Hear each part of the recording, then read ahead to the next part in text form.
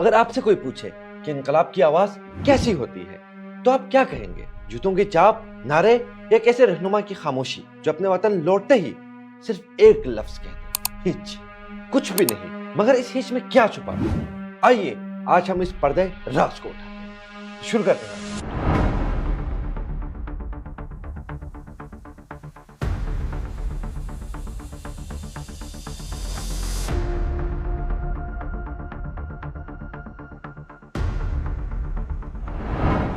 یہ ایک صرف ملک کی کہانی نہیں، ایک ملت کے شعور، صبر اور قیادت کے فیصلے کی کہانی ہے، اور اس کہانی کا مرکزی کردار روح اللہ موسوی خمینی، ایک عالم، ایک مرشد، ایک رہنما۔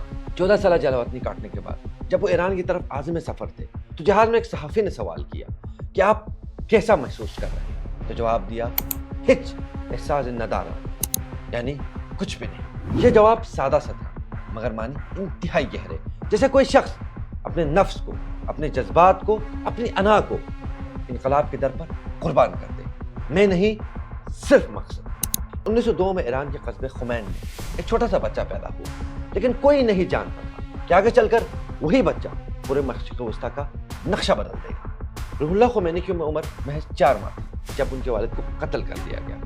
ان کی پرورش ان کی ماں اور بھائی نے کی، مگر غربت، دکھ اور گھریلو دینی ماحول نے ان کے اندر غیر معمولی صبر پیدا کیا۔ قم میں دینی تعلیم حاصل کی، فلسفہ، قانون، عرفان اور فقہ میں مہارت حاصل کی۔ 1922 میں وہ قم سے چلے گئے، ایک ایسا فیصلہ جو آگے چل کر ایران کی تقدیر بدلنے والا تھا۔ تعلیم مکمل کر کے وہ آیت اللہ روح اللہ خمینی کے نام سے پہچانے جانے لگے۔ انہوں نے جب تعلیم مکمل کی تو ایران میں رضا شاہ پہلوی کی حکومت تھی، جسے امریکی حمایت بھی حاصل تھی۔ ظاہری طور پر تو ہر طرف ترقی کا دور دورہ تھا، مگر باطنی طور پر ایران کا معاشرہ ایک تباہی کے دہانے پر کھڑا تھا۔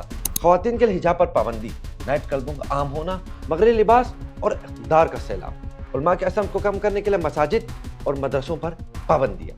یہ وہ وقت تھا جب مذہبی طبقہ انتہائی بے بسی سے دیکھ رہا تھا کہ کس طرح مغربی چمک دمک کے آگے ان کا معاشرہ کھسک کھسک کر اپنی موت آپ مر رہا ہے۔ مگر ایک ایسا عالم تھا جو خاموش نہ رہ سکا۔ انہوں نے مزاحمت کا فیصلہ کیا، اور ان کی مزاحمت درسگاہوں سے لے کر سڑکوں تک اتر آئی۔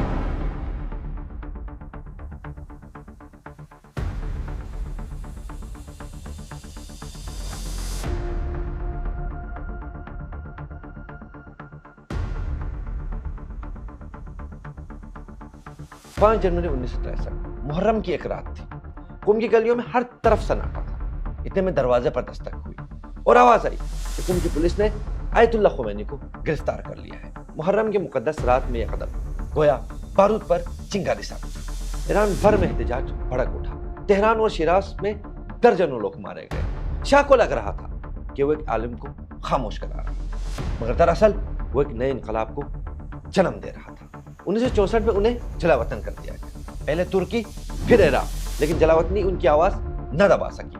اسی دوران انہوں نے نجف سے ایک نیا نظریہ پیش کیا، ولایت فقیہ کا۔ جب تک حضرت امام مہدی علیہ السلام ظہور نہیں فرماتے، قیادت کا حق اس شخص کو ہے جو دین اور دنیا دونوں کو سمجھتا ہے۔ یہ نظریہ بجلی کی طرح پھیلا۔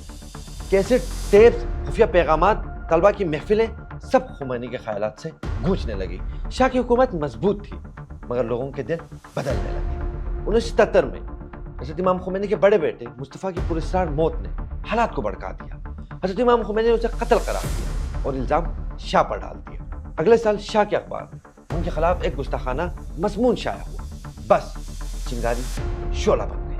ایران کے ہر شہر میں مظاہرے، ہڑتالیں، خون اور آنسو۔ تیل کی صنعت بند ہونے لگی، جس کی وجہ سے حکومت کی بنیادیں ہل گئیں۔ شاہ کے پاس 2 راستے تھے، جھک جانا یا بھاگ جانا۔ اس نے دوسرا راستہ چنا۔ پیرس سے ایک چارٹر طیارے نے پرواز بھری۔